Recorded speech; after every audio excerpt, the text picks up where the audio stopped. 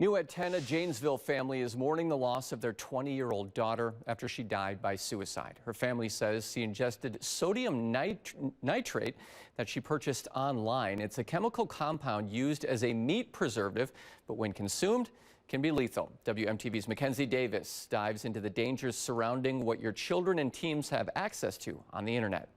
Keep out of sun and away from heat. Keep closed to prevent leakage. Those are just some of the many warning signs listed on a bag of the compound sodium nitrite. Get medical attention immediately.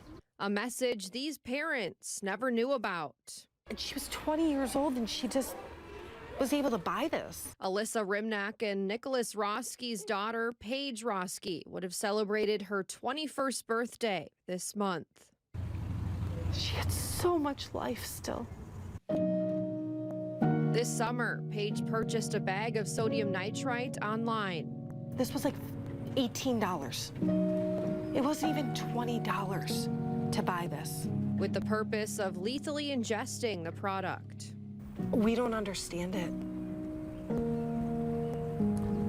And I don't understand how to stop allowing kids to find out that this is an option. After her tragic death, Paige's parents say they learned this was something their daughter had planned and researched online.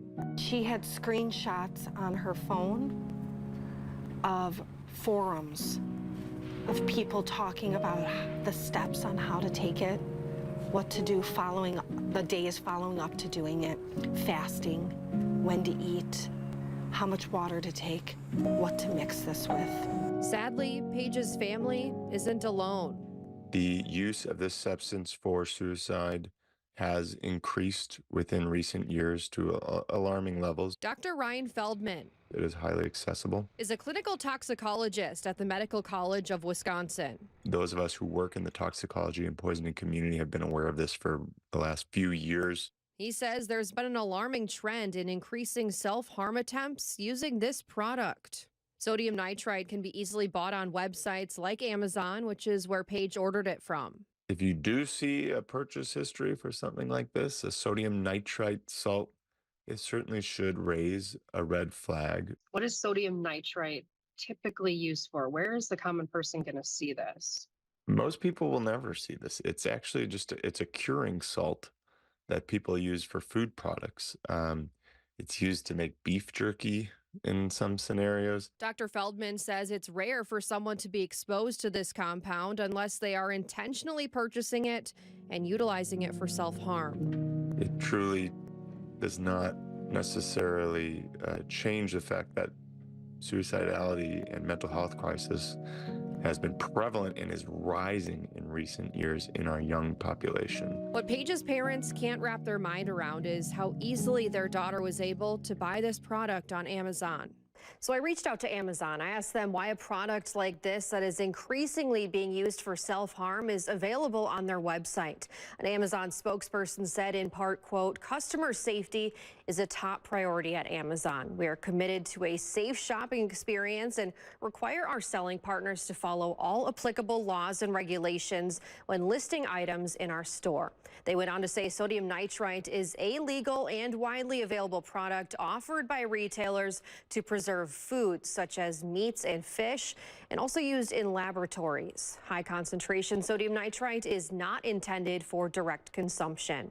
In October of 2022, Amazon put a policy in place to minimize the potential for product misuse. Now, they limited the sale of high concentration sodium nitrite to business buyers specifically on Amazon business accounts. But products with sodium nitrite as an additive and with concentration under 10% are not impacted by this policy change. Paige's parents say this still isn't enough.